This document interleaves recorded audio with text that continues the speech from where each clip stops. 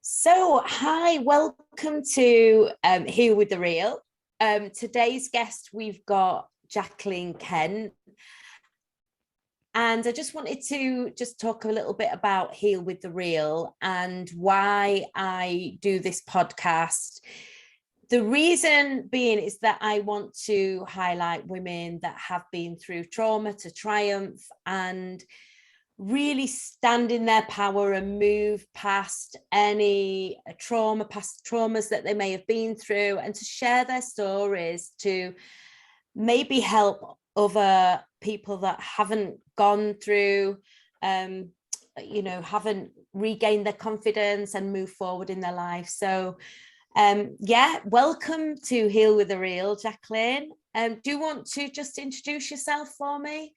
Yes, I can gladly do that. Thank you so much for having me on today. My name is Jacqueline Kent and I'm a glass half full kind of girl. I have been, over a period of about 25 years, I went on a real life roller coaster journey from teen motherhood to bereavement and then domestic abuse, until I finally found my way out the other side into my real life happy ever after. And I'm now helping many other women who are at a crossroads in life to find a way forward that works for them in a gentle, compassionate way. Okay. So it wasn't always like that. Do you want to go back, right back to, I don't know, how early do you want to go back within your life? Yeah, I would probably start 20 years ago. Okay. When I ended one relationship and went straight into another one.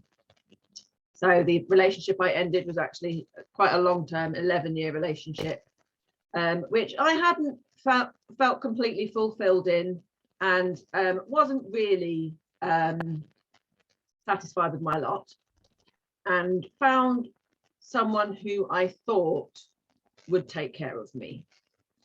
And what actually happened was I was kind of manipulated into staying with this person. And I say kind of because it was very subtle and I didn't really see that that was what was happening. And so for quite a few years, there was just this hot, cold situation of it was on, it was off, he was leaving, he was coming back, I was fed up, I didn't know what was going on, and I was just getting on with it. So I already had 2 children from my previous relationship, and I was just trying to hold it together for everybody. And that pattern continued for many years. I was actually in that relationship for nearly 14 years. Can I just go back to when you said that you came straight out of one relationship into another? Yeah, absolutely. Why did you leave your previous relationship? So we've been together because I did exactly the same. Okay. And so I'm just curious to know why you'd left that relationship. Was there a reason, and why were you so sudden to find somebody new? So years down the road, I understand it so much better. But at the time, I was feeling very unfulfilled. We'd been together, as I said, for 11 years. We had our first child together when I was just 16 years old. And we were happy together, but we went through a hell of a lot. We, as I've said, had a child when I was 16. He was only just a few months older than me, so he was only 17. Then we left home and moved 150 miles away from our family, friends, and everything that we knew, so that he could go to university. So I was making sacrifices, though, I chose to make them. I was, determined at the time, this is about our family unit. This is how our family unit will stay together. We, a couple of years later, sadly lost our second son. He was actually stillborn at full term, which was absolutely devastating. And I lost my way for quite a while. I didn't really know what the point of anything was, actually, even though I had a young child who was less than 4 when that happened. I just was floundering.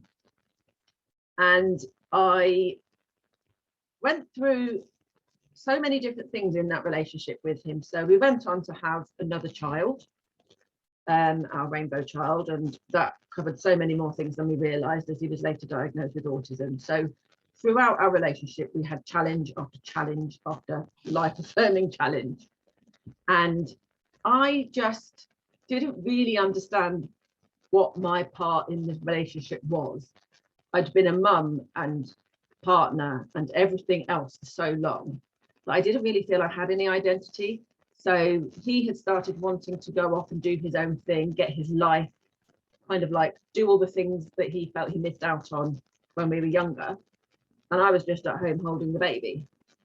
And I just found it a really frustrating place to be. We'd been engaged and that ended, but we stayed together, which was a very odd place to be.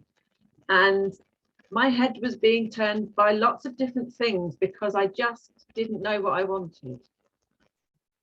And all it took was just one conversation with somebody to say, oh, you know, I can offer you a better life, really, was what happened. And I thought, well, why not? And that it sounds really shallow, you know, but I was only, what would I have been, 27, I think I was. And with all of these things that had gone on in my life, and I was just like, okay, well, you know, you're making better noises than this person here at the moment. The grass is always greener. Okay. And then so it just went from one to the next. And as a result of that, I carried so much guilt because I felt like I'd turned my family's life on its head. And I didn't really know what for. And just going back to, you know, your grieving process, that must have been a terrible time for you, as especially at such a young age as well. Yeah. Who was around to support you with that at the time? You know, did you have family and anybody around to support you through that? It was an incredibly difficult time. I was 20 years old, still living 150 miles from home. Myself and my partner at the time went through that together. We were very much together.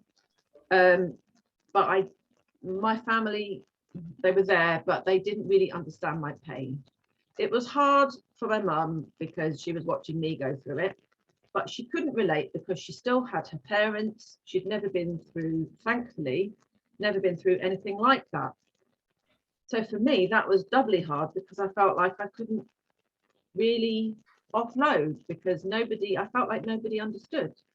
So I actually found support groups the most helpful thing. For me, there were two lifelines. One of them was a bereaved parent support group, which had a weekly, like a coffee and chat session at a local church in Derby where I lived at the time. And that was my lifeline. I went there every single week without fail. It was the one thing that I did to just help me to figure out what the purpose of my life was. Yeah. And I reached out to SANS as well, the Stillbirth and Neonatal Death Society. I was fortunate enough to find and connect with people there who are still like my family now, actually, because, you know, we'd hold each other's hands, we'd cry on each other's shoulders, and they understood and they had been through similar and knew, you know, but also would be watching me like, God, you're so young. That is just, you know, 20 years old is no age at all to feel like your life has come to a full stop already. Yeah, I guess. Wow. Okay, so you went into a new relationship. So where did you meet this person and how did that happen? Well, I'll be honest, it was all really quite seedy. I met him online, but this is back in the day when online chat things weren't like they are now. It was through a phone where it was just messaging. And so, you know, I connect with people's words. So when people are telling you almost what you want to hear, I'm like, you know, yeah, that's a yes for me. It isn't anymore. I would say that very quickly. Good. At the time, that was a lovely distraction to have because like life was just chaos around me and nobody was paying any attention to me, basically. And yeah. I see that that's what happened now, but you know, that was 20 years ago. And I was almost coerced into meeting him because he made it so that I couldn't say no, in that he lived quite far away, and he said, I'm going to be in your area, we need to meet. And I wasn't strong enough at the time to say, oh no, that's not a good idea. And I just went with it.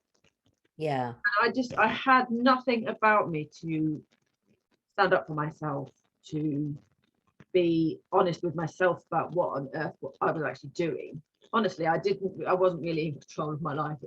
It was a shocking time, actually.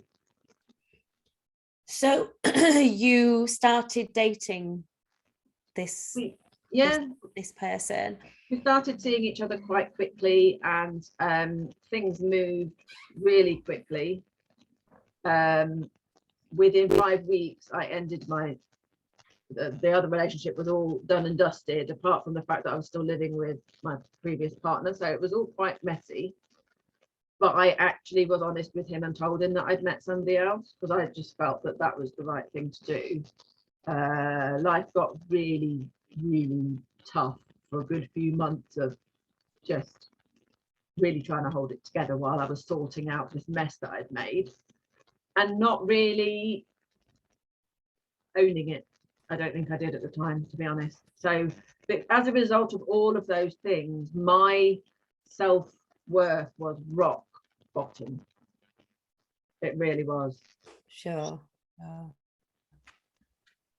And you've not, I guess, given yourself, because I was, what was curious about moving straight into a new relationship, because I did exactly the same thing. I came out of my marriage and I went 3 months later into a new relationship, and I don't think I ever gave myself that chance to heal and find myself before I just moved and straight into another relationship. So that was why I was really interested to just find out, whether that was the similar situation that you found yourself in. It was a lesson I learned from later. Definitely. And I can remember conversations with people who happened to be friends with my then ex. So he's still my ex, but the first one, saying, you need to do this, you need to spend time on your own. And me going, I'm not going to do what you tell me, I'll do what I want, thank you. And they knew that actually that was what I needed, but I wasn't listening to them because they were his friends. So why would I? Because they were just, trying to stand up for him, I think. So tell me a little bit more about your second ex, but the next partner. Tell me a little bit. He was the man that would become my husband, my first husband, and it was always a very heated relationship. There was a lot of toings and froings, and there was pornography and various things like that happened that I was very confused about. I didn't understand his behaviors. I didn't really see the kind of person that he was. And I feel like some of that was just a protection thing for myself, actually, because I found myself a protection thing of you, or a protection thing of you. I think I was protecting myself from truth. Because that relationship there was screaming, shouting, throwing things, kind of arguments on a pretty regular basis from very, very early on. And I did not have the strength to do anything about it. So I froze. I just stayed where I was. And it was tough. So what was he like? Just describe how he was with you, because you said that he wasn't a nice partner, but what did he do? What were the kind of things that he did to you? Emotional. Was there anything? Was it manipulation? Like, it wasn't. So he would say I was his perfect woman. He had me up on a pedestal. He had me up so high on this bloody pedestal that I had no way of knowing what was even real. It was like, you know, you're my ideal woman, my mum says we're meant to be, I would never be able to survive without you. But then in like a week later, he'd be saying things like, well, you just think that you're, you know, God's gift. And I'd be like, I'm a bit confused actually, because I never said that. And so I would then be questioning conversations I'd had, and actually questioning what the reality was. So I spent much of my time trying to understand what was real. Like, was this situation that I was in with this man who would spout this stuff at me, but then the next minute be as sweet as, you know, I liken him to he's like a lamb one minute, and then when he turned, it was really, you know, sometimes it was really quite scary, and I'd just be like, what the hell just happened? I don't even understand what I'm either supposed to have done or said that's made him all of a sudden start spouting this stuff at me. And I'd be like, did I miss something? I would actually start to feel like I was going mad, and I never realized. And what kind? Sorry, yeah. Yeah, and what kind of things did he say or do? And how did it start? Did it start quite subtly and then gradually get worse? So the first thing really was the fact that because my ex was in the picture, because we had children together, if we'd had words about something, it might be something really simple. There was always an atmosphere in our house, always. You could cut the atmosphere with a knife. I never knew what I was going to get that day, what kind of vibe I was going to get that day. And if my ex came round to pick up the children to take them for a weekend or whatever he might happen to be there for, drop them off after school or those kind of things, we co-parented very much as we could. And he'd be like, I saw the way you were looking at him. And I'd be like, I actually ended that relationship to be here. So how can you now be questioning what's going on? I would be walking around and in my head I'd be saying that, but I just couldn't engage them about it because it would go round and round and round in this toxic cycle. And I would just be like, but hang on, I didn't even do anything. I just answered the door. I actually just answered the door. Or it might be he'd like to see me wearing things that he liked to see me in, but he didn't like other people to see me in those things, like little dresses and things. There was lots of things like that he had me convinced was because he loved me and cared about what people thought of me. And so I'd be like, well,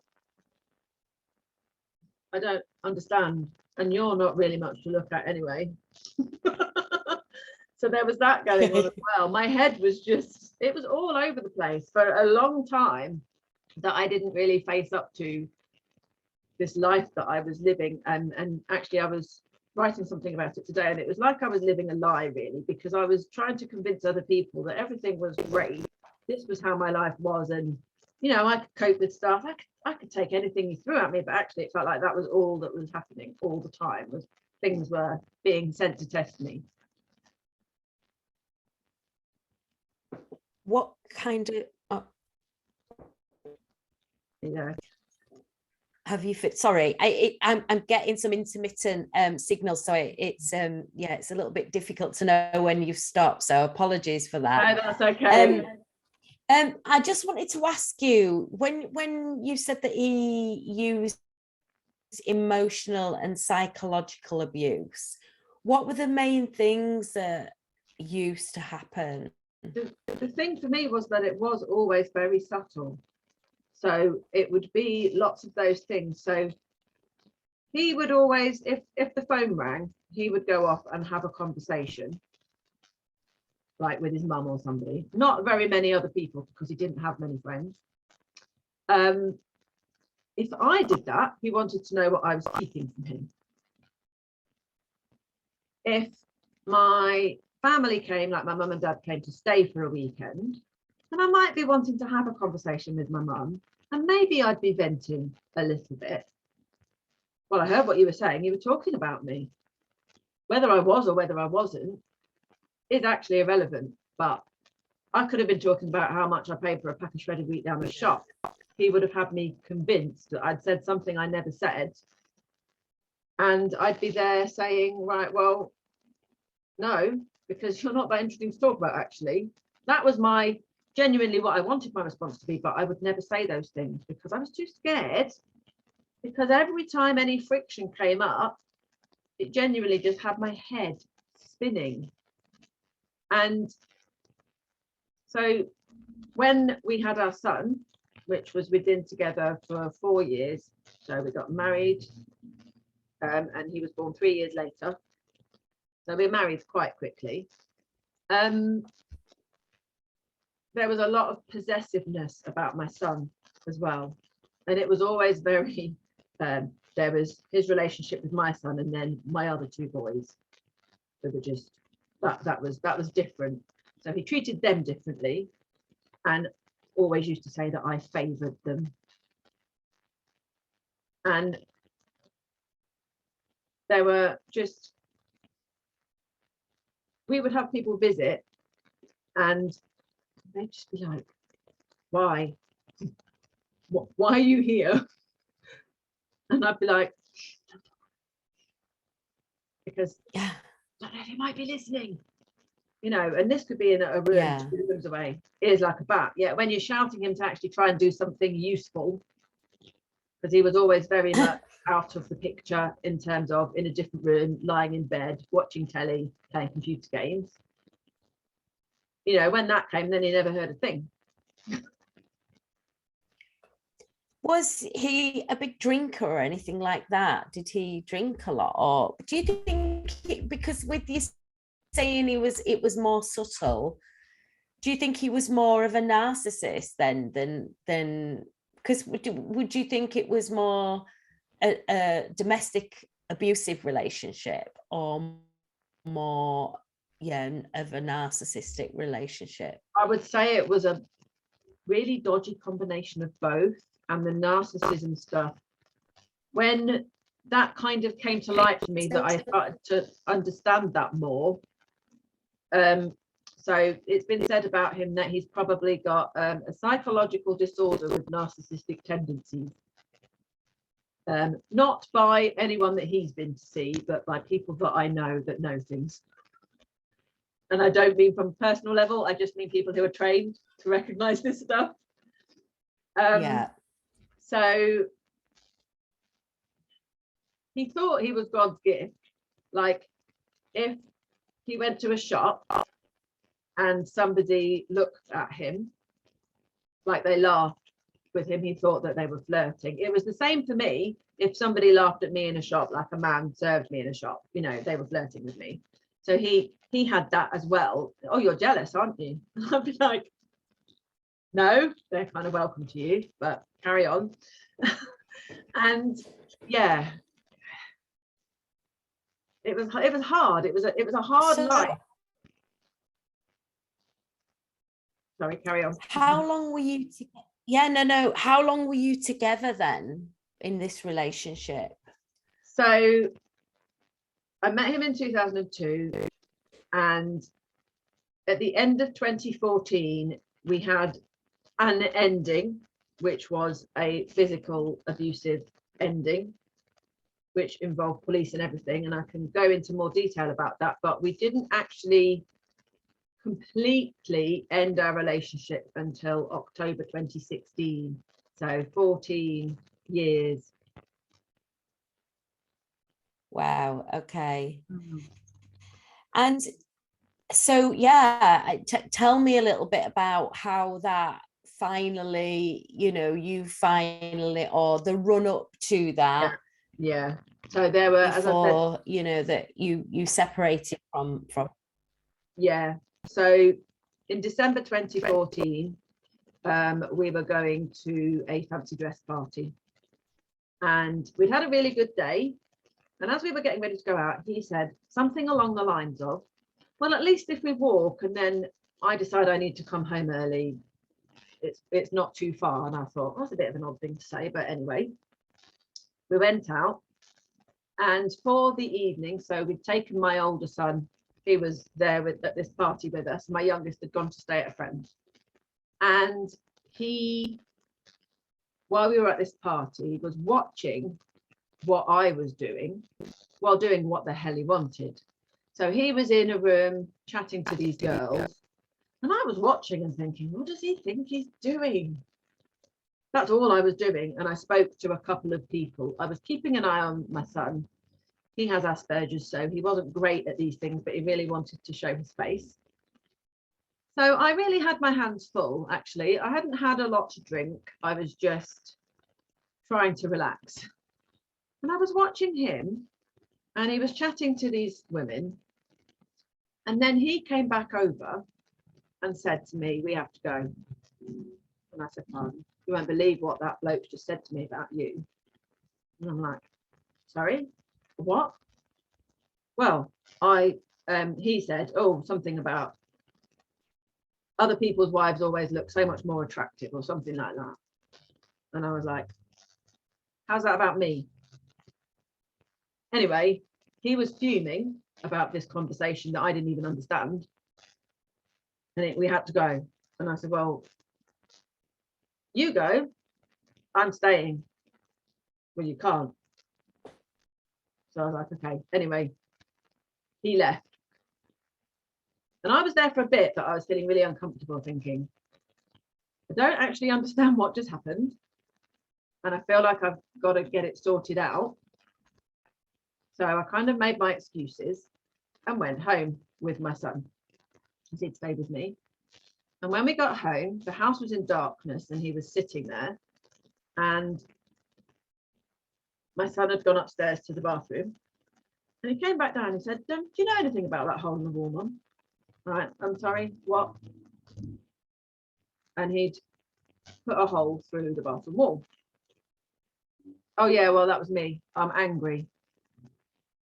So as it evolved, as the night evolved, basically, I went to a room to try and just get some space from him, because it just was driving me crazy. I just couldn't speak to him because he was in this weird state of mind, and he wouldn't leave me alone. He followed me into a bedroom, which was quite a narrow room with a bed and not much space.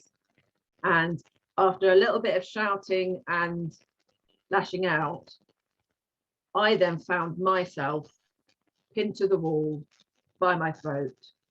I couldn't breathe. Like that whole life flashes before your eyes thing, that happened. And then he was gone. And I sat there and I'm thinking, what the hell just happened? What? I went into a state of shock because I genuinely did not understand what had happened. It was like a whole whirlwind of craziness. And then there I was pinned to the wall by my throat. And it was, I couldn't swallow, it hurt, I was shaken up, I was really shaky. And I went to the bedroom window and I watched him, having had quite a lot to drink, I watched him getting in a car and driving off. And there was this bit of me that thought to myself, the easiest thing for you to do right now would be ring the police, get him picked up, get him arrested, done. And I didn't do it. I didn't do it. I was just in a state of shock and I didn't actually know what to do. So following on from that, we had eventually a police visit. He went missing. He then eventually got picked up by the police, spent a night in a cell. I got asked if I wanted to press charges. I didn't really understand what was happening in my life. I was completely just, again, I've used this phrase a lot, but my head was spinning. And I felt like, from a distance, I felt like I was watching a Christmas episode of EastEnders. It was like that. It was just so bizarre. And according to him, while he was actually in custody, he attempted suicide. Nobody ever had a record of that. But it was all very much about what he was going through and how difficult it was for him and what a horrible thing he'd done, and he'd never be able to live with himself. But it was like he was putting that on me. And after much soul searching, we decided that the best thing to do, after several weeks of a mess, he moved out. So that was about 6 weeks. In fact, it was Valentine's Day he moved out, 2015. Okay, that's ironic. Yes, it was ironic. And also what happened that day was friends of mine had sent me flowers to just kind of like say, we love you. Well, when they got delivered, he answered the door, thrust these flowers at me like, well, obviously I must have somebody else or something, because why else would I get flowers? Every single thing was like, you know, my blame on me for something that, again, I didn't even know anything about. I didn't even know I was getting flowers. And lots of things like that. And so then there were several months of, we had counselling, but we had to go through risk assessment first because of the domestic violence incident. Tried to get things back on track, spent a bit of time. He was living in a different house by now.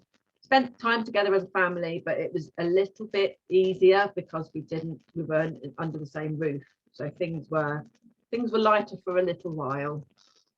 And I convinced myself that maybe I could do this, but friends and family were like, please don't. You know, they were genuinely worried for me, really worried. And a lot of it, they couldn't even really tell me how they felt.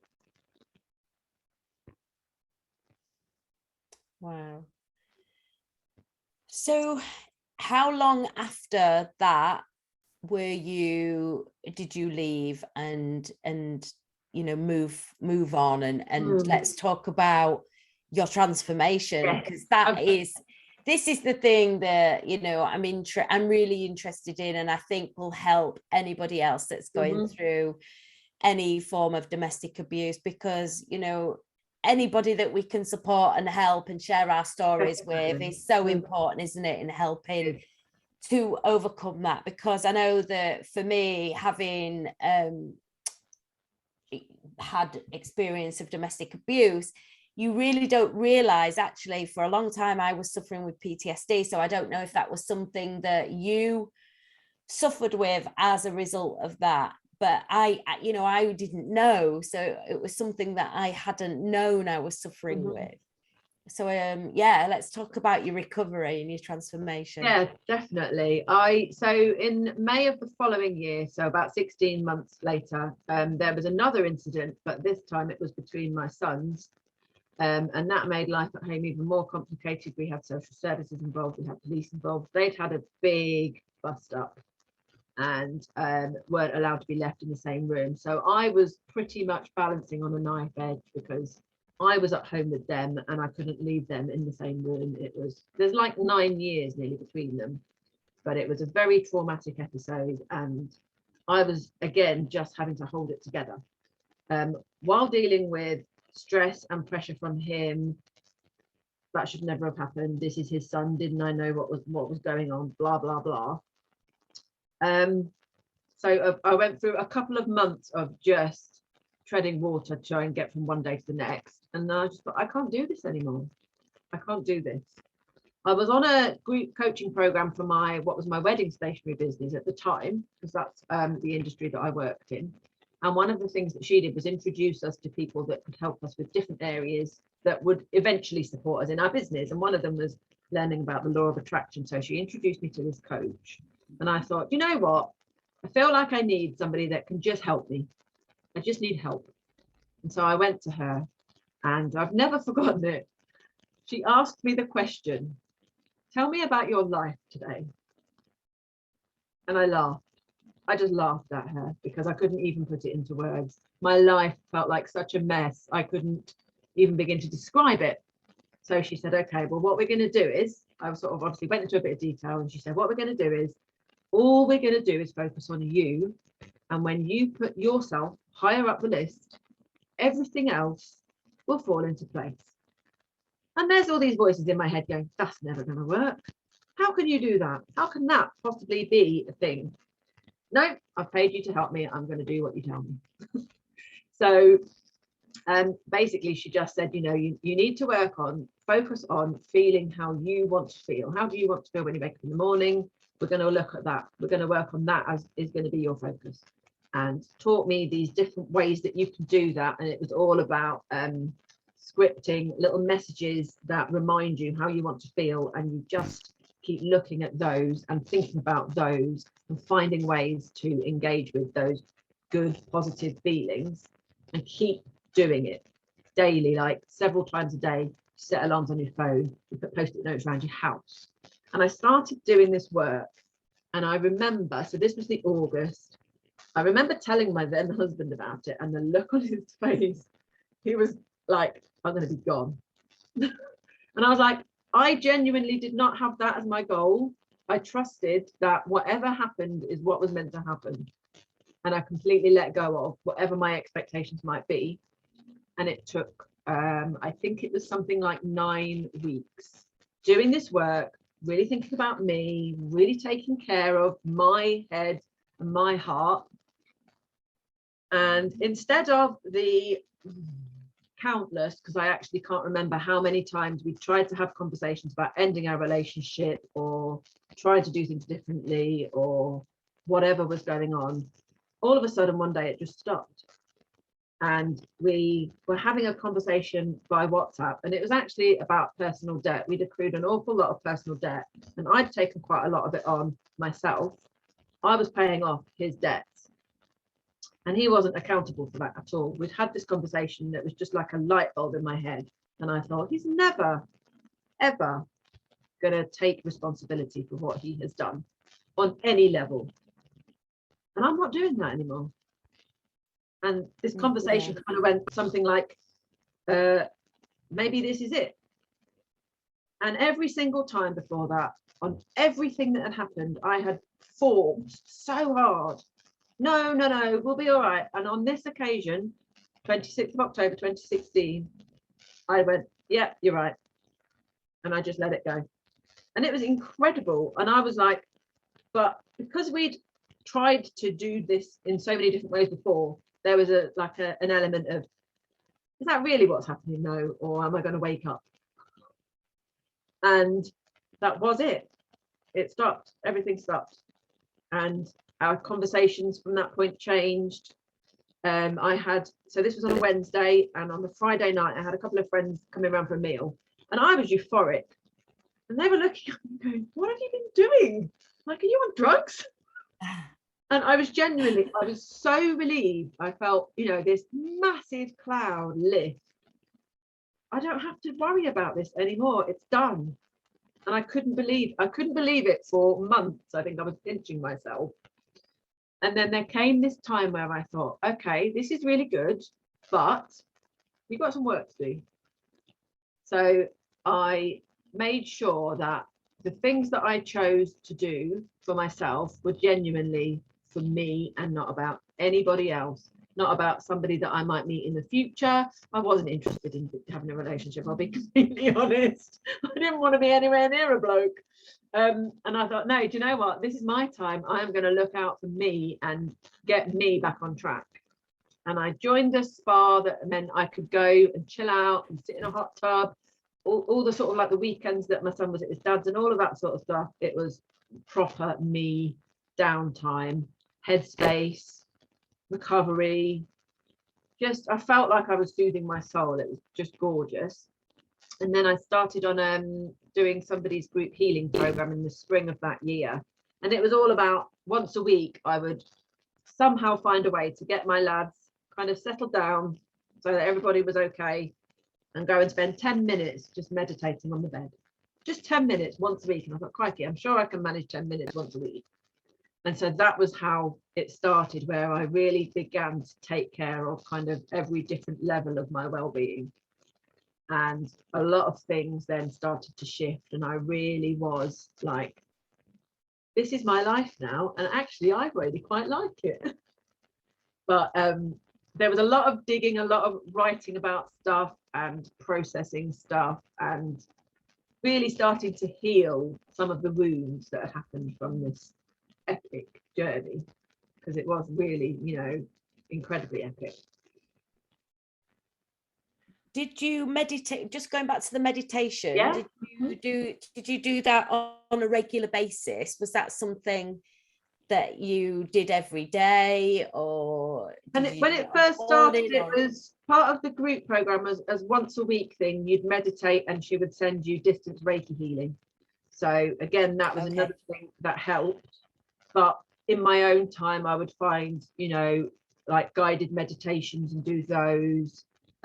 It was probably 2 or 3 times a week back then, and nowadays it's every day, near enough every morning. Or I had one earlier today because I was feeling a little bit tired, and I could just do with a little bit of time out, and that's my idea of time out. I like it. And yeah, it became part of my like regular routine. Yeah, because I do. I was just interested to know how often you did that, because I do it very regularly. You know, I try. I don't always remember, if I'm honest. I don't remember every day. Sometimes I'll go a day without doing it, but I will try and do a meditation most days. And like you say, it's really good to have that time out, isn't it? And that quiet time, just to give yourself time to think just about the next thing that you need to be doing, really. And your brain is, because your head's full of so many things all the time, isn't it? I know mine is. Yeah. So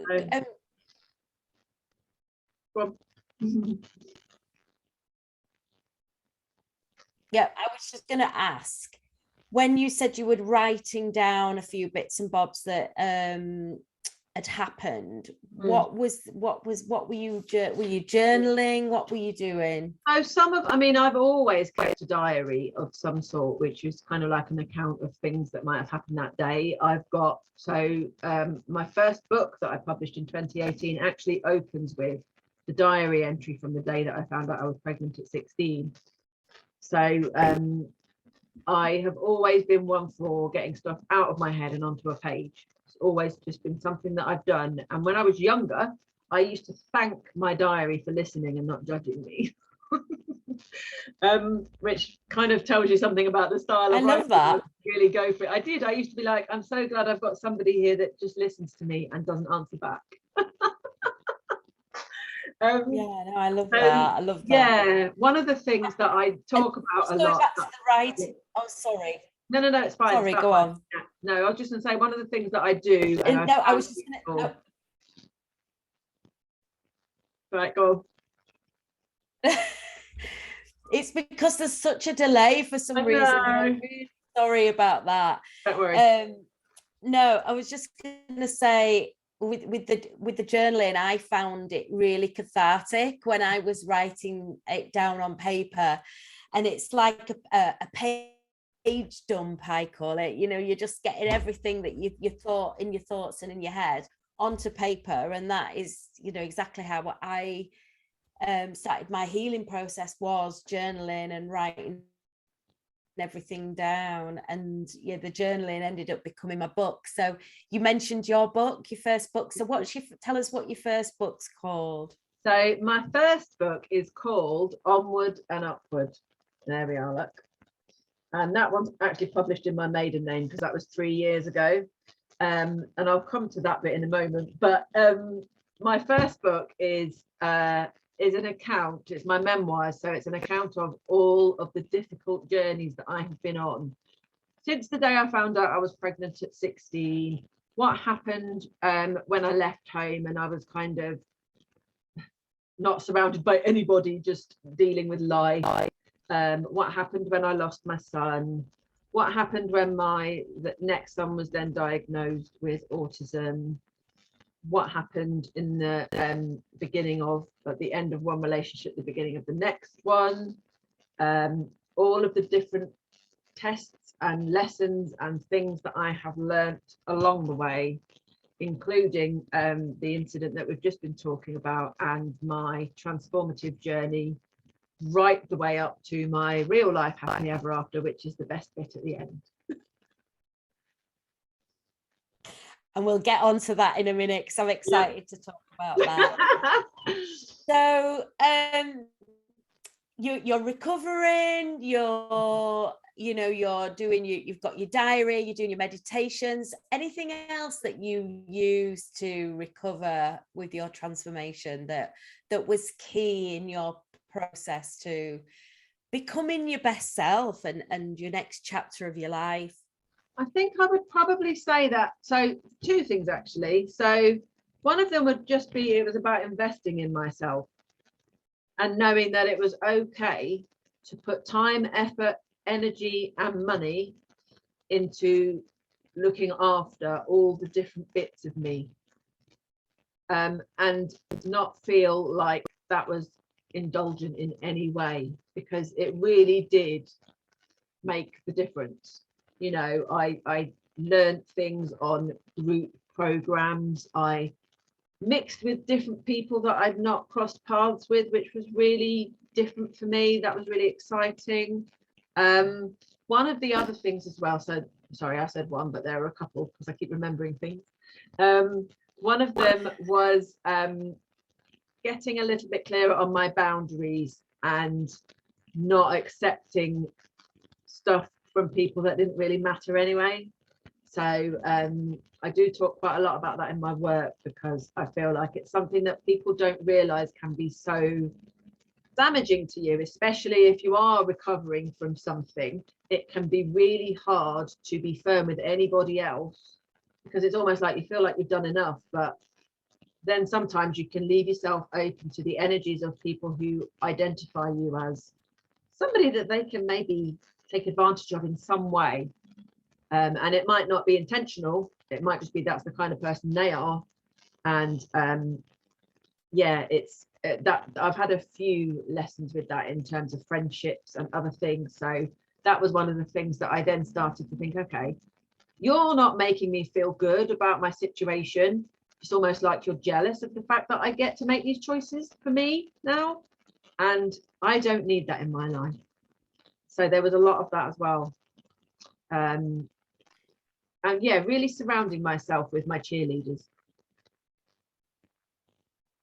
Yeah, that's so important, isn't it? And did you find when you were during your transformation, there were friends that may not go through that next stage? Because I find that people are in your life for a particular reason, and not everybody stays in your life.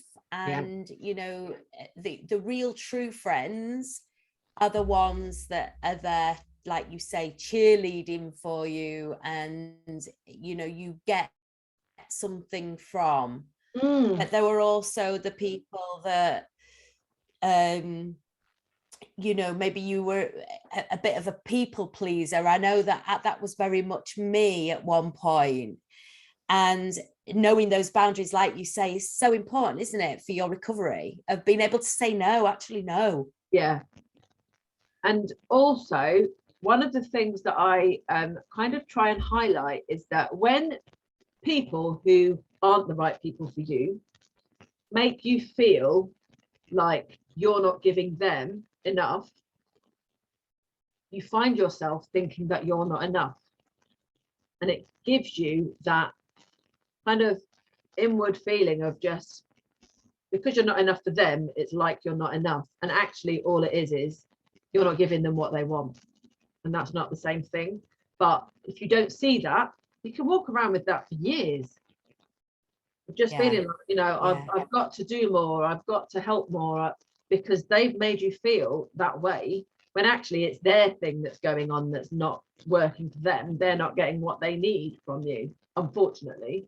It's tough, but it's, you know, yeah, that's been a lesson that now that I've seen that from the outside of my own journey, I'm able to hopefully highlight that for other people as well.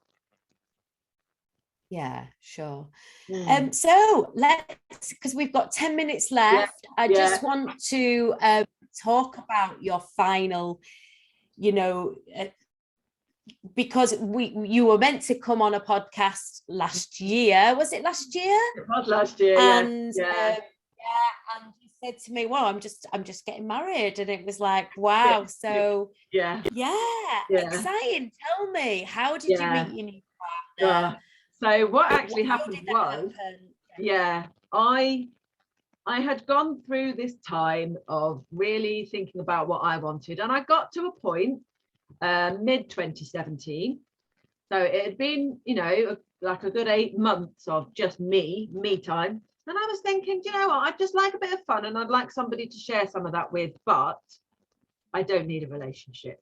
I was genuinely just looking for someone to have fun with. And I think when we let go of the expectation around what we're trying to get, you can just end up with so much more. So I went on Tinder, which is really for more light-hearted connections with people. It's not usually for anything serious.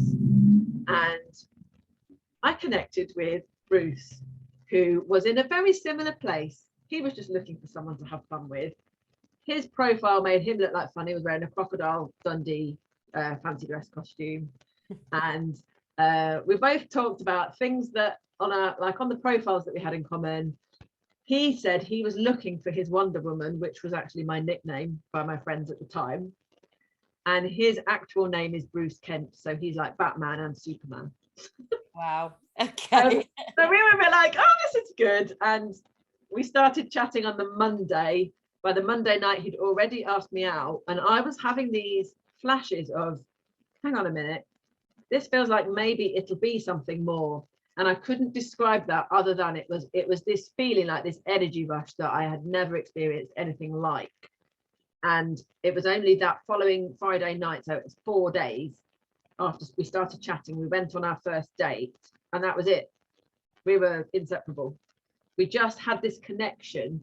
So our conversations that were going back and forth, we kept saying the same things, at messages that were crossing at the same time, and there were so many things that we were just like, this is weird. I've never ever had this with anybody. It's quite nice, actually. Quite liked it.